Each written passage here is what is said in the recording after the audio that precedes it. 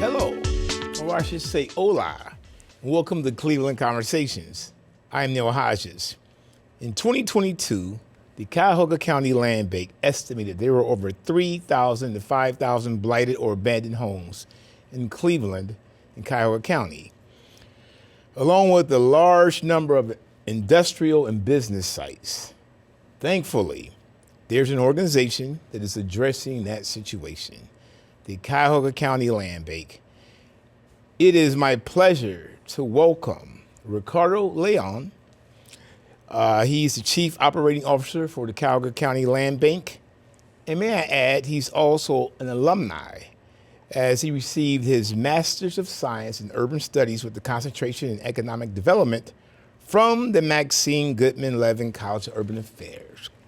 Ricardo, my man, welcome. Thank you. Thank you for having me. Much appreciated. Land, people, community. That's what you're about. Absolutely. You're also about the Land Bank. Can you tell us about the Land Bank? Yeah, absolutely. So Land Bank, we opened our doors in summer of 2009, June of 2009, and it was really a response to the mortgage foreclosure crisis, right? So it was a way to mitigate the impact of the mortgage foreclosure crisis as we saw a steep rise in vacant, abandoned, and blighted properties across the county. And so there was about a 2-year period, 07 to 09, where there was a piece of legislation that was created to create county land banks. And then the Cuyahoga Land Bank was the first county land bank created and established back in 2009. And then since then, there's been 70 county land banks across the state that have been established to really deal with this problem of vacancy and blight. Okay, so Cuyahoga County was the first county in the state of Ohio to establish a land bank. Exactly, yeah. So we were kind of the pilot. Okay, so I know you get this question all the time, but what are some of the negative consequences of blighted properties that you deal with? Yeah, I mean, so blighted properties really, beyond just being an eyesore in their neighborhoods, right? Like no one wants to live next to an abandoned house. In neighborhoods, we've run the data and mapped this out. In neighborhoods where there are a higher concentration of vacant abandoned homes, we see higher crime rates, we see lower property rates. Some work that was done by Metro Health a couple years ago found that there was a significant health impacts, higher asthma rates and other things of that nature. And quite frankly, it brings the local economy down the more of these that you have. And so to that study that you mentioned around that 3,000 to 5,000, the number we think is about 3,500 as of today. When we opened our doors in 2009, that number was about 25,000. So we've been able to, through our work and work of partners, it's not solely not just us, but through our work in collaboration with partners, we've been able to shrink that number down pretty significantly. So there appears to be like a lower quality of life and neighborhood degradation for residents in the areas that you deal with. So how does that play a part in like a neighborhood like Clark-Fulton? Yeah, absolutely. So I think Clark-Fulton is an example of a neighborhood like many other neighborhoods in the city of Cleveland that has historically been disinvested, right? Predominantly a neighborhood of people of color, predominantly Latino for Clark-Fulton, but certainly looking at other urban core neighborhoods in the city where we can see there was a history of disinvestment. There was also a history of mortgage practices that may have been, maybe the word predatory might be the right word to use, and where folks were taken advantage of. And so that's where we saw a lot of neighborhoods like Clark-Fulton, where there was a massive amount of vacancy. So Clark-Fulton is an example where a neighborhood, I spent a long time working in that neighborhood at the community development level, where over half of the properties in the neighborhood went through tax foreclosure and were abandoned at some point in the last 15 years. And you are a Clevelander? Yeah, I'm a lifelong Clevelander, born in Puerto Rico, but grew up here. Okay, yeah. All right. So with those blighted properties, I've read that many of the unmaintained properties are purchased by out-of-town property owners. Yeah, absolutely. So that's something we're seeing a lot more of. I think it's always kind of been an issue of kind of out-of-county LLCs acquiring homes. But I think there was a recent article done by Signal Cleveland that found over 100 homes were purchased by like a Swedish company. In Clark-Fulton, we saw a lot of activity from the coast, California and New York. The reality is a lot of those folks don't necessarily know what they're buying. They're kind of buying a portfolio of properties sight unseen. And so for them, it's like, I can get 50 homes for $500,000, $10,000 a piece. Well, in their mind, they think they're buying like a stable portfolio. In reality, they're actually buying a lot of these homes that are vacant and abandoned, and just kind of going through that flipping system. So, are there any like policies or initiatives to ensure like these properties are maintained, or Yeah, so certainly at the county and municipal level. So I know the city of Cleveland has really, and Mayor Bibb and his administration have really been pushing the issue. I think one of the things that they recently passed was that there had to be a local representative on the management side for those LLCs. So historically, an LLC could own a property, and let's say they're based out of California. Well, they have this property, it's tax delinquent, it's abandoned, vacant, no one's doing anything to maintain it. Well, that home can get into housing court, right? It's kind of like the only mechanism we have to be able to deal with that.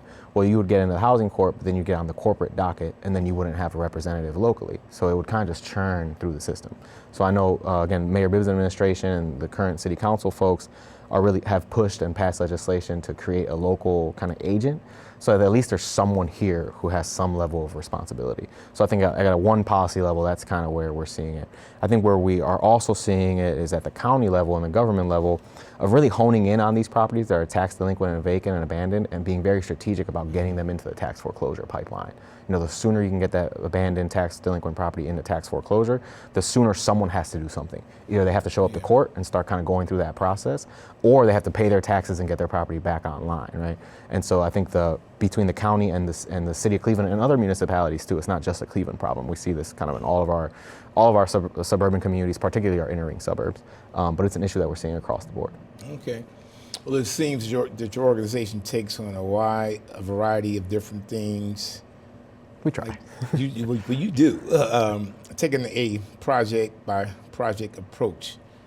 Is this the case? Like, how do you find and select projects? Like, driving down West 25th, I am impressed when I come by like Clark-Fulton area, and you see all of the major work that's been done, because it's different from, say, 10 years ago. Right. So how do you select a project? How do you select it? It's kind of funny how it works. A lot of times, sometimes it's just providence, right? We land on an opportunity, a property ends up in state forfeiture or tax delinquency, and we're able to kind of hone it. Sometimes as a partner brings a project to us, an opportunity to us. I think a good example on West 25th Street is Metro Health approached us about 2 years ago to submit for some funding to take down a couple buildings across the street from the hospital that were old and dilapidated, because they're going to do new senior housing. And so we were able to get them some money from the state to help them bring those properties down. And I think as of right now, they actually just recently came down a couple weeks ago. And so now they're going to be able to turn what was once a dirty, dilapidated building, take it down, clean the site, and now they're going to be able to build senior housing on that site. So I think that's like one example. But in oftentimes it's either we're able to kind of just like find something, kind of looking through the data, or someone brings it to us. Okay. Looking at your website, I was impressed with the work that you did, and the mayor spoke of it, of North Randall. Yeah.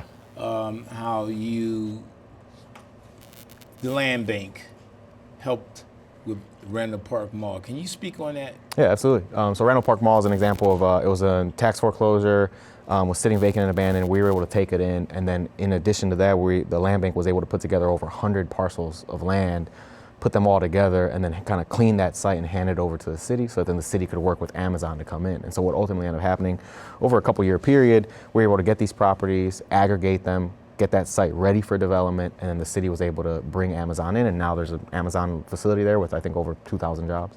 Yeah, I was impressed with that, because the mayor said, I think it did something like a 44%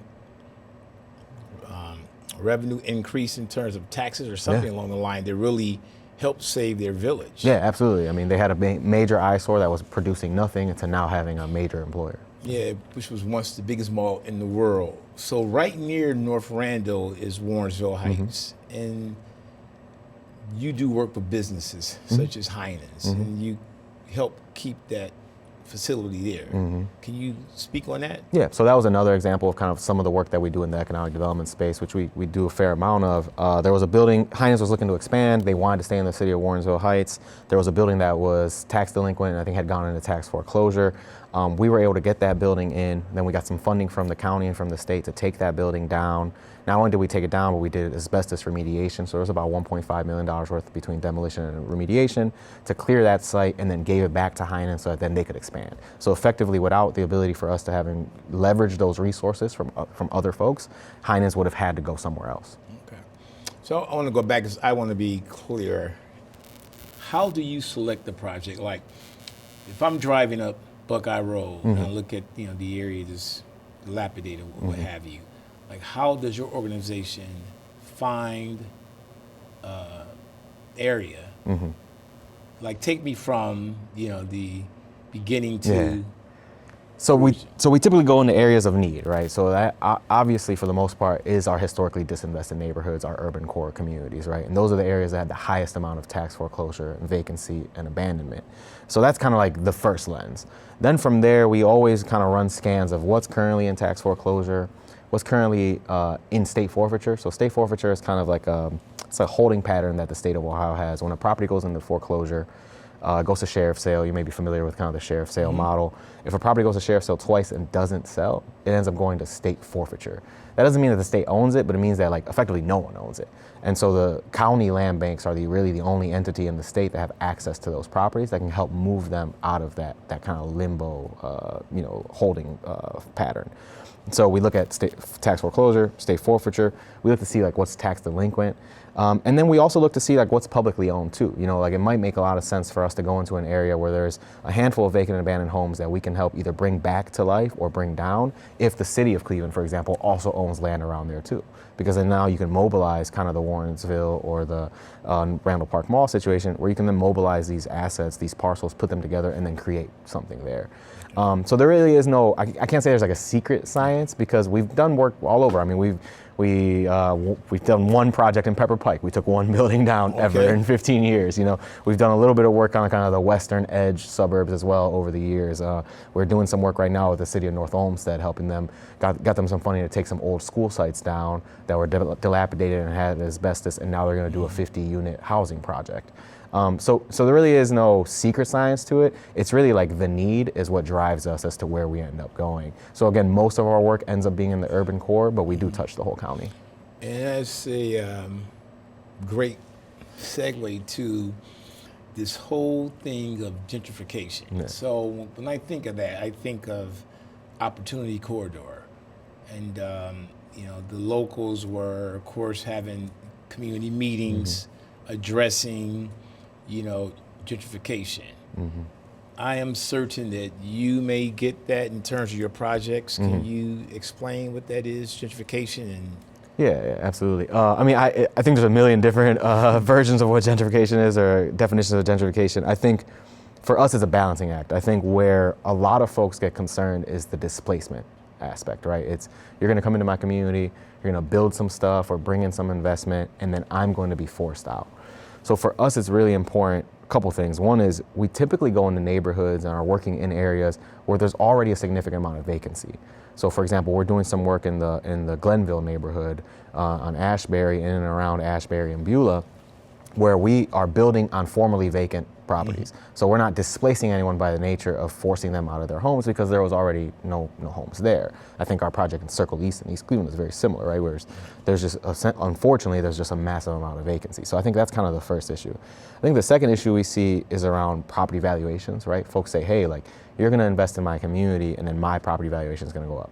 And while that is certainly the case, I think we make the argument that, well, there's a couple different mechanisms at play. One is you're now gaining equity in your home, right? So that's a positive.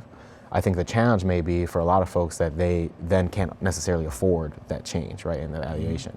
And that kind of takes me back to my kind of community development roots and working at the CDC level, where there are mechanisms to be able to deal with that, whether it's getting homesteaded, whether it's working with the county to get your tax bill reduced based on your income level, or while I know some folks aren't necessarily proponents of this, but we have seen folks successfully essentially cash out, right? They're in a neighborhood that they've lived in for 30 years. Maybe they bought their home for $30,000, 30 years ago, and now have the opportunity to sell that home for $200,000. Some folks are going to take that check. They're going to take that opportunity because for them it's a cash windfall, and it allows them to create that generational wealth that they wouldn't have otherwise been able to create. Because I think one of the most challenging things that we see, and we see it in a lot of communities, is folks' homes today may be worth less than what they were worth 30 years ago when they bought them. So instead of creating that generational wealth and having that opportunity to really leave something for their kids and their grandkids, it's actually the inverse. Their kids are gonna have to take on the burden of those homes because they haven't seen that valuation increase over time. So going back to Glenville, and you used the word Circle East, and I know that's associated with University Circle. So Circle East is Glenville. Circle East is East Cleveland. Circle East is East Cleveland. Yeah. And Circle North is Glenville, is the Glenville neighborhood. and Circle South Yeah, and that's kind of more like the Fairfax work. That's really UCI is leading kind of all that work. So the Land Bank is doing work in Glenville off of the 105 corridor, and then the work in Circle East that is in East Cleveland is kind of an expansion of development along the Euclid corridor east into the city of East Cleveland, and it's a partnership between the Land Bank and the city of East Cleveland. So you come up through the CDCs into where you are now. So what are some of the main challenges that you experience in doing this critical work? Because it is. You look at Cleveland, look at downtown Cleveland and the growth, but it's important to have that growth in the community, and that seems to be your focus. So what are some of the main challenges that you have experienced? Yeah, I mean, there's a number of them. A couple things that we see a lot of is, so there's a market gap, right? So for example, in a lot of the communities that we work in, Glenville is one of them, but others as well. We've done some work in Clark-Fulton as well. You know, the cost to build a home might be $300,000. But that neighborhood can only support a home sale price of $200,000. Well, that creates a market gap that a traditional developer, someone who's profit driven, would just look at that neighborhood and say, well, I'm not gonna go there. I'm gonna go to the next neighborhood. I'm gonna go to Tremont instead of Clark-Fulton, because in Tremont I can sell a house for $500,000, but in Clark-Fulton I can only sell it for $200,000 for the same house. And so one of the big challenges is filling that market gap. And so luckily, the Land Bank, we have access to resources through the county housing program. It's a program the county council created back in 2019 that allows us to fill that market gap to essentially subsidize that project, so we can break even on those new home constructions. So that market valuation gap is one kind of issue. I think another issue we run into is just a general lack of resources in the community. So I think what we're seeing in kind of the Circle East neighborhood that we're working in now is, you know, the city of East Cleveland wants to attract folks into their community to increase their income tax base.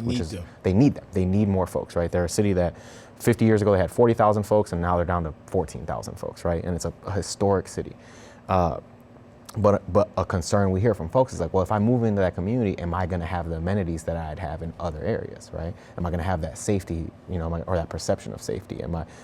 Is my street going to get plowed, or are my garbage cans going to get taken out of time? This is a great question for East Cleveland. And they're real questions. And so I think that kind of general lack of resources or not enough resources to cover the need is an issue we run into all the time. I think the other issue that we run into is what we see a lot of is folks being taken advantage of in communities, particularly historically underserved, historically BIPOC communities across greater Cleveland, where there are folks who are kind of living in those tipping point neighborhoods, right? A Fairfax is a good example, or Clark-Fulton, Stockyards, that are next to or adjacent to neighborhoods that have seen significant growth, you know, in my lifetime. And they're at that tipping point where there's some folks that are making that calculation that at some point in time I could make money here, right? And so the residents of those communities, oftentimes older folks who are living on fixed income. You know, my mom is an example. She lives on a fixed income, has owned her home for 28 years. She probably gets a half a dozen, you know, we'll buy your house cash every week, you know, like in her mailbox. Like folks are kind of preying on folks in that regard because they see that there's value in the long term. So I think that's one of the issues we run into a lot. Is there's just a lot of residents, unfortunately, that are just being taken advantage of. And wherever we can, we try to help. And then wherever we can't, or it's kind of outside of our, you know, bounds of what we're able to do, we either connect them to the Community Development Corporation, we may connect them back to the city, we may connect them to partners like a Habitat for Humanity or CHN Housing Partners, just trying to get them the support and resources that they need. And lastly, I would say one of the biggest issues we've seen is that there is historically has been a lack of mortgage financing in some of our urban core neighborhoods. So it has not allowed or created that pipeline for folks to become homeowners. And so you have neighborhoods that become basically just transient neighborhoods. You know, Clark-Fulton is a perfect example. It's only about a 40% home ownership rate, meaning that, you know, 2 out of every 3 folks is a renter. And there's not anything wrong with renters, of course, but over a long enough timeline, those rental properties just continue to get churned out. The maintenance of them, you mentioned earlier, the maintenance of them falls by the wayside. The value extraction from the neighborhood, right? Instead of folks putting resources back in, you know, like a homeowner, you typically want to keep your house nice, right? Like you want to make it nicer, you want to paint it, you want to add flowers. Well, a lot of those folks who own rental properties don't necessarily feel that way, and so you see just a general lack of investing back into them as well. And a lot of that is just driven by the fact that folks were historically stopped from being homeowners. They were not allowed to be homeowners. So is it safe to say that the land bank was sort of birthed from the predatory lending Certainly. I mean, I think that's a relatively safe thing to say. You know, again, we were created directly to deal with the impacts of the vacancy and blight that was caused largely by the mortgage foreclosure crisis in the mid to early 2000s. Right. When did you join the Land Bank? I'm coming up on 2.5 years, so I joined a couple years ago. So in your less than 3 years, what has been like I won't say pet project, but something that's near and dear to you? Yeah, so the Circle East project I mentioned is kind of near and dear to me because it's kind of like the land bank using all the tools in the toolbox like in one place, which is kind of like the first time we've done that.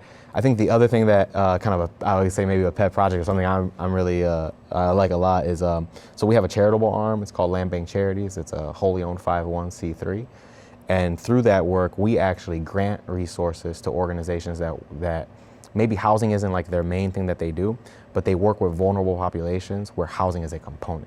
So for an example is, we have a group we just provided a grant to last year that rehabbed a home to get returning citizens, 4 returning citizens to kind of get them back into the pipeline. And so we gave them a home for free, and they gave them up to $40,000 in grant funding towards the rehab of that home. And so through Land Bank Charities, we've done over 180 units of housing that, by the numbers the providers have told us, have served over 2,500 people, across the county, largely in the city of Cleveland.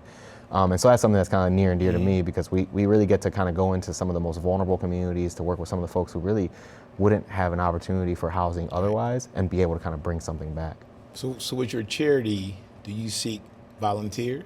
Yeah, absolutely. I mean, we're always seeking volunteers for just different efforts. For the charity component, it's really, we try to seek volunteers that then we can connect to those organizations that might need that volunteer labor, or maybe they're doing like a community cleanup, or Habitat is a good example where Habitat likes to bring in volunteer labor to help bring their projects across the finish line. So that's really kind of a lot of the work that we do and try and just get folks who want to get connected to us, and then we connect them out to other organizations. So of course they can go to your website and learn how to volunteer. Yeah, absolutely. Does the Land Bank collaborate with other organizations to enhance the community? Yeah, I mean, absolutely. I mean, I think the reality is that we wouldn't be successful, we wouldn't be where we are if it wasn't for collaboration. We know that we're just one piece of kind of the community and economic development puzzle here in Northeast Ohio. And so, certainly my goal since I've joined the organization, I would say historically for the organization, is how can we use the tools in our toolbox to help our partners find success? So I'm going back to a personal project. I see your face smiling. What's the personal project you like to talk about? A personal project I'd like to talk about. Yeah. So, I think going back to Clark-Fulton, I think that was a kind of personal project that I really enjoyed. I kind of came in when it was already kind of midway through, but I was able to help. So we did 3 new construction units on the Scranton corridor north of Metro Hospital in the Clark-Fulton neighborhood. It was the first market rate new construction in the neighborhood in over 20 years. And the idea was to come in, build some homes, take a loss on them, obviously, because we knew, again, cost $300,000 to build. We can't sell them for that much, so we're going to take a haircut somewhere. But essentially try to break even on them, and then try to convince a developer to come in behind us to continue spurring development along the corridor. Because again, in that neighborhood, so Clark-Fulton is an example of a neighborhood that folks are essentially locked out of the new construction market. If you want to live in Clark-Fulton, or say you've been a lifelong resident of Clark-Fulton, but you want to stay in the neighborhood, but you want to live in a nice new home, there really are no options for you. They just don't exist. And so we came in, we built these 3 homes. Well, at the same time, we noticed that next to one of the homes we were building, there was a family that had been there, and their house was certainly needed help. I mean, the roof, siding, windows, it was pretty rough. And so we got to talking to the folks, and it turns out they'd lived there for 30 plus years. It was a senior veteran, lived on a fixed income, and had never had the opportunity to really handle any of that deferred maintenance. And so we came in and we expended over $30,000. We put new siding, new windows, new roof, cleaned the house up for them. Certainly in some regard, it was like self-serving for us because we were selling a house right next door, but it allowed us to really use those resources that we have at our disposal to help folks in the community. And so that person, we were able to, not only were we able to sell our home, but that family that had been there for 30 plus years now had a dry roof and new siding and new windows, and was able to really like feel good about the work that was happening around them. So for me, that was kind of like a small one, one of those small wins that like really is gratifying. And then now we actually do have a developer that's kind of doing this next phase of work. They came in behind us, they saw the model, they think that they can make a profit at kind of the sales price point that we were able to establish, that comps that we were able to establish, and are now moving forward with the next phase. So what's next? What's next? Well, for us, a couple things. We are currently in the kind of knee deep in 15-year economic impact analysis update. So in 2019, we did a 10-year impact analysis that found that we did about 1.4 billion in impact across the county in the first 10 years. So we're updating that for our 15-year anniversary right now. Our hope is to do a symposium October 31st at the Cleveland Foundation, and then a week later we're gonna have a kind of big party. So right now, like all our eyes are set on like, let's get this analysis done, let's figure out what that impact has been, and let's get this sorted out. And then just continuing to build that land bank charities model. We've been fundraising, we've been identifying new opportunities and building more partners, and really trying to find new pockets of areas to get into. And it feels like reentry housing is kind of one of those areas where we'll probably be leaning here in the next couple of years. All right, well, I have to get my party closes. Celebration coming up. Absolutely. Land, people, community. That's who Ricardo León is from the Cuyahoga Land Bank. I'm Neil Hodges. Ricardo, thank you, my man, Thank you for so coming much. in. Appreciate the time. Till next time, enjoy. Thank you.